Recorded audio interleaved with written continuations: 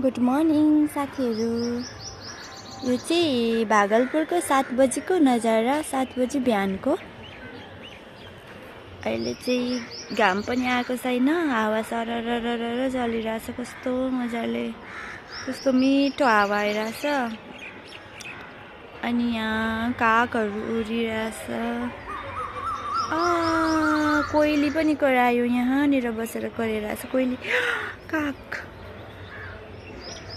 काग दाजु। यो कागहरू चाहिँ कस्तो हुन्छ कि कोइलीलाई लखेर्छ भने।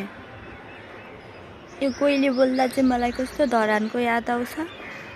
अनि कोइलीसँग म जहिले गीत गाउँथेँ नि त।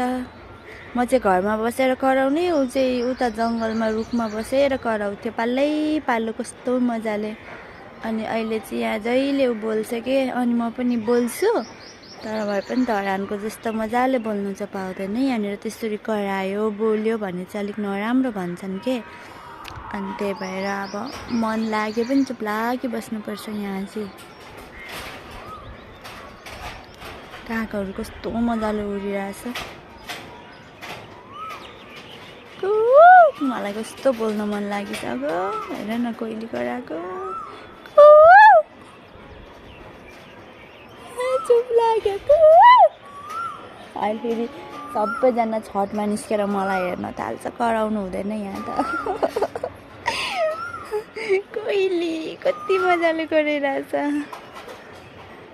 हावा पनि सररररर चलिरहेछ, हेर्नु न।